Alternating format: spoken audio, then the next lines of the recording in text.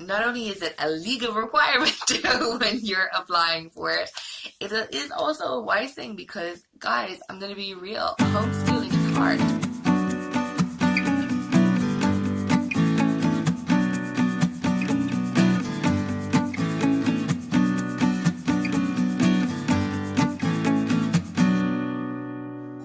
Hi, Carol here from the Irish Schoolhouse. Welcome to my channel. Today I'm going to do a video which is pretty similar to a few videos I've already done, and I will link them below. But I think sometimes when you are researching something and you have a lot of questions, sometimes it does really help, even though there are similar videos, sometimes it really helps to have something that speaks to a certain topic or a certain issue. So if this is not of interest, go ahead and don't watch it.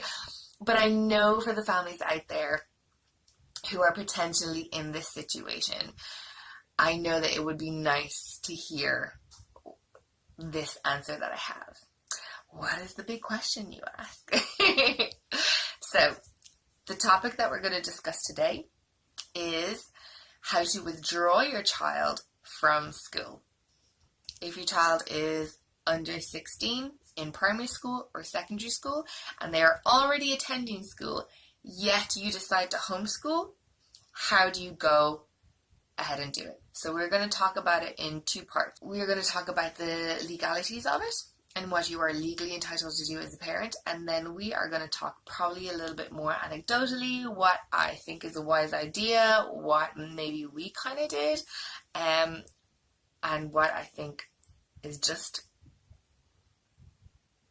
polite. So, for example, Tuesday morning, 11 o'clock, and you've made the decision.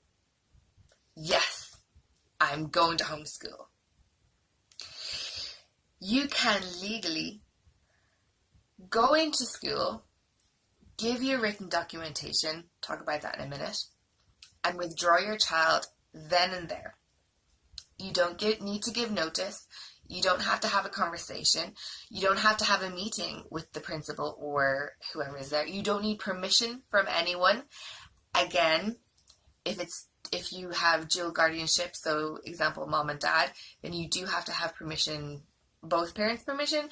But what I'm talking about permission, what I mean is you don't have to have the teacher's permission or the principal's permission in order for you to withdraw your child.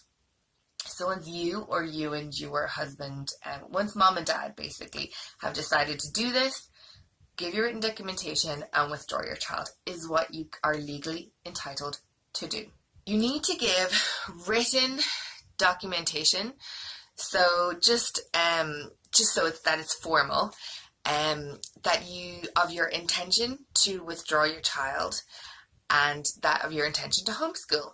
So basically, it's just like a one-liner saying, "Dear school," or whatever, I am writing to let you know of my intention to withdraw my child as of whichever date, which can be today's date, and in order to homeschool, for politeness reasons, I want to thank you for the past few years and all that you have done for my child, something like that, blah, blah, blah. So, I know I say so a lot. The next step in that process is contacting Grainne from TUSLA, who is the Home Education Welfare Officer, I think. I'll link her details below. I don't know her actual title. And she will send you out an email with two attachments.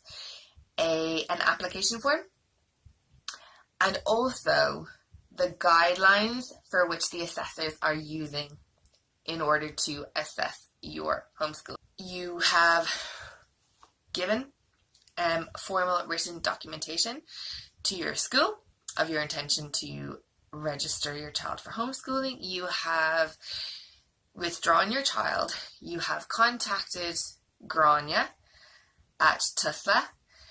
Read the guidelines, fill in the form, You don't have to give tons and tons of detail. Chances are by the time they actually come to you, you might have changed your mind. Or you might have done a little bit more research, or you might not be 100% sure what your goal is or what you're going to do for your homeschool when you're filling in your form. But by the time the assessor comes, you might have more of an idea.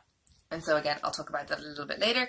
But fill in your form, send it back, fill in your form as best you can, and send it back in. So those are your legal requirements, things you need to do. So give written documentation to your current school, physically withdraw your child.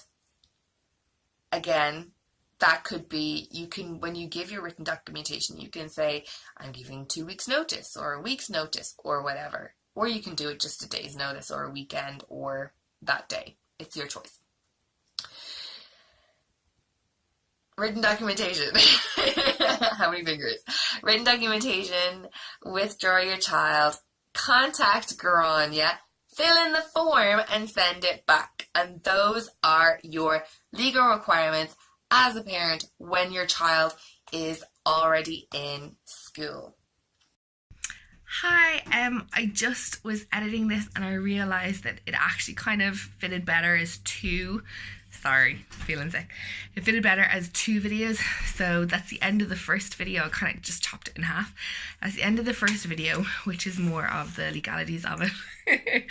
And find the link below for the second part of the video, which kind of goes more into our experience and kind of just a bit more of the truthful realities of that I've learned from being a homeschooling mom. So I do hope you check it out, and I hope that it helps. Bye.